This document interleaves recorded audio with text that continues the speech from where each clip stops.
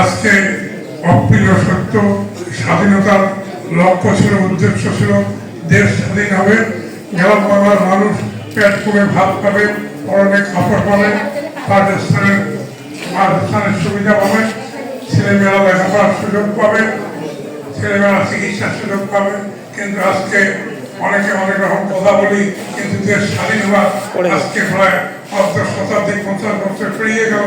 আজকে 50 বছর পর আমাদের আজকে হিসেব করতে হয় স্বাধীনতা যুদ্ধ কেন করেছিলাম, স্বাধীনতা যুদ্ধ করে আমরা কি পেলাম। আমরা তো দূরে, মুক্তিযোদ্ধা তো দূরের কথা, গ্রাম বাংলার 18 কোটি লোক কি পেল।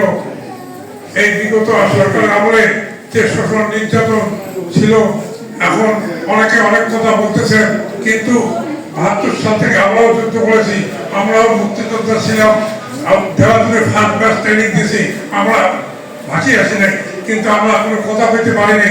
আজকে এই 72 সাল থেকে মুক্তিযোদ্ধা ফান্ডে কত টাকা আছে, কত হাজার টাকা, কত 7,000 টাকা, কত দাম সার্টিফিকেট দেওয়া হয়েছে, এগুলোর হিসেবে একদিন কিন্তু দিতে হবে।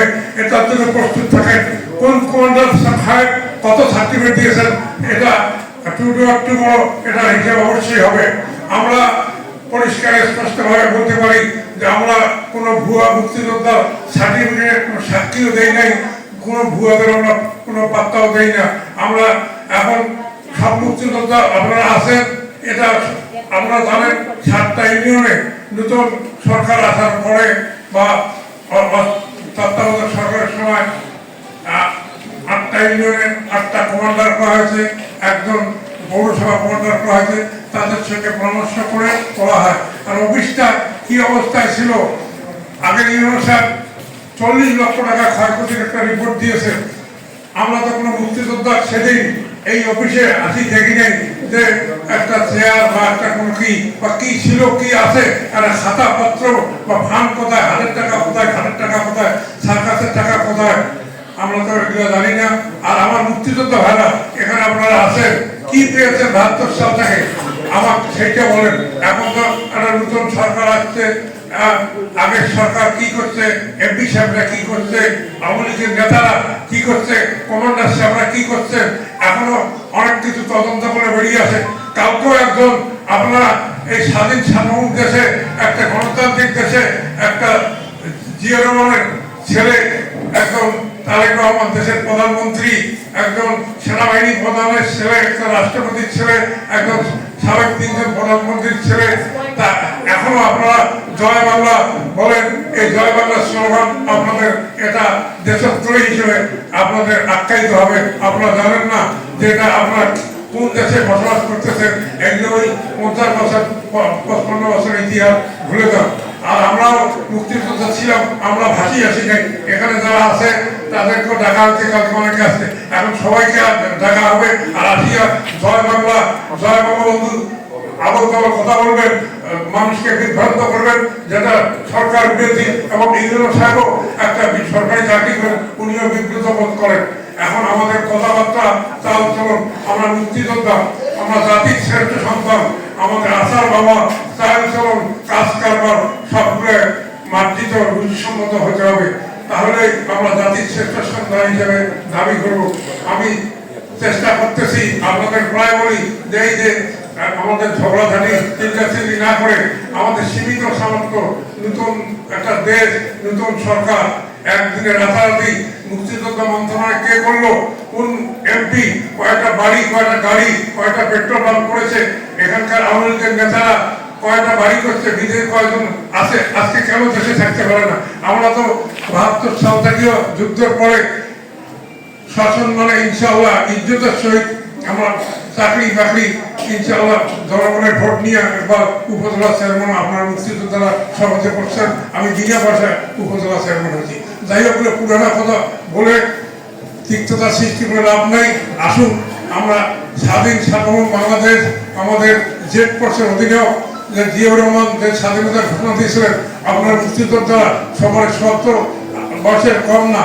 আপনার নিজে রেডিও শুনেছেন স্বাধীন বাংলা বেতার থেকে, কালুরঘাট বেতার থেকে, যে আমি মেজর জিয়া বলছি স্বাধীনতা যুদ্ধ শুরু হয়ে গেছে।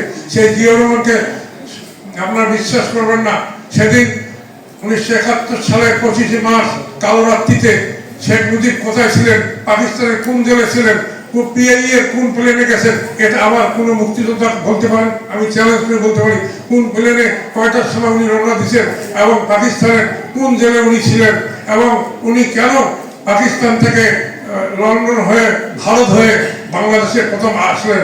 আমরাই প্রথম বিএলএফ ওনাকে শরাবদী উদ্যানে অস্ত্র জমা দিয়েছিলাম।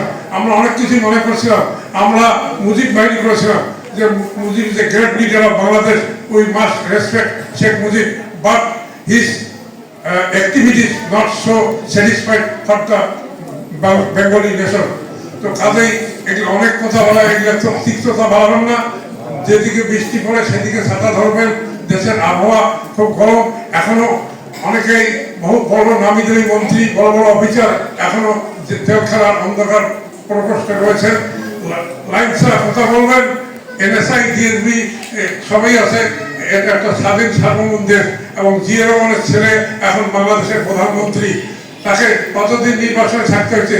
তার মাতা বেগম খালেদা জিয়া গণতন্ত্রের মাতা, যিনি বাংলাদেশ ছেড়ে চলে যান নাই। আজকে আপনাদের নেত্রী কোথায়? আজকে ভারতে গিয়ে এখনো ষড়যন্ত্র করতেছে। এই ষড়যন্ত্রের বীজ আমরা ভেঙে দিব এবং এই ষড়যন্ত্রের সঙ্গে আমরা সরকারের বিভিন্ন গোয়েন্দা সংস্থাকে বলবো এই ইয়ার সঙ্গে এই ষড়যন্ত্রের সঙ্গে যারা জড়িত আছে তাদেরকে অবিলম্বে আইনের ব্যবস্থা নিন, নাহলে আমাদের স্বাধীন সাধারণ বাংলাদেশ এটা থাকবে না।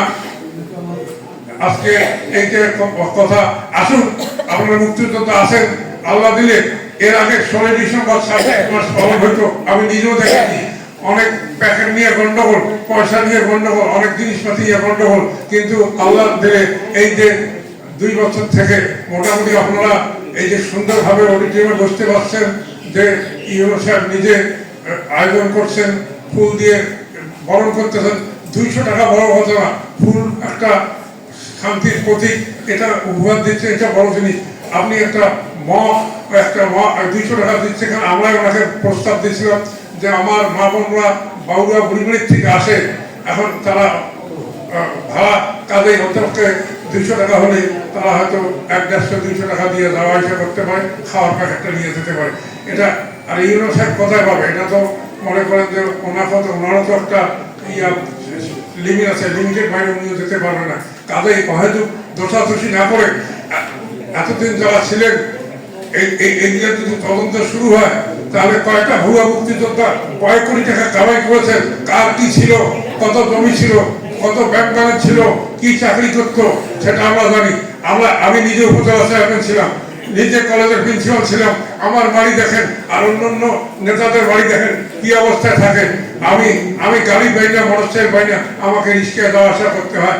আজকে ইউনো সাহেব একটা সম্মান দেখে ওখান থেকে মাঠ থেকে, আমি অসুস্থ, উনি ওনার অফিসিয়াল গাড়িতে আমাকে মুক্তিযোদ্ধার সম্মান হিসেবে উনি আমাকে পৌঁছে দেওয়ার ব্যবস্থা করছেন। কালকেও ডাকছেন, পরশু দিন ডাকছেন, সবসময় আপনাদের খোঁজ খবর নেয়। আমার মনে হয় যে উনি কোনো সময় আমাদের এখানে যে অফিসাররা আছে এনার সময় আমাদের সঙ্গে কেউ দুর্ব্যবহার করেনি। আমাদেরও সেইভাবে চলতে হবে, কথাবার্তা বলতে হবে। মুক্তিযোদ্ধার মতো সম্মানে থাকতে হবে। আমরা একটা অর্গানাইজ ফোর্স, আর্মিরা যেমন, পুলিশ যেমন, বিজিবি একটা ফোর্স। আমরা তো দেশ স্বাধীন করেছি, সেই সময় মনে করেন আমরা বুকের তাজা রক্ত ফেলে দিয়ে জীবনে মায়া করিনি, বাপ মায়ের মায়া করিনি, যুদ্ধ করেছেন। আমারও দুঃখ হয়, আমি অসুস্থ অবস্থাও ইউনো সাহেবের সঙ্গে বহু যোগাযোগ করেছি যাতে এই অনুষ্ঠানটা ভালো হয়। আপনার 250-100 টাকা থেকে এই ফুল, এটা আজকে একটা ইউনো সাহেব একটা ফুল দিয়ে সম্মানিত করছেন, এই টাকা পয়সা দিয়ে এটা বড় জিনিস না। এই জন্য আমি মনে করি যে আপনারা বিভ্রান্ত না, দেশ ও জাতির বৃহত্তর স্বার্থে সবাই ঐক্যবদ্ধ হয়ে অন্তত জীবনের শেষ প্রান্তে এসে আমরা যেন এই মোনাফেকি মির্জাপুরি 2 নম্বরই কাজ না করে সমস্ত মুক্তিযোদ্ধারা আমরা যেন ঐক্যবদ্ধ হই। যে কোনো আমার খুব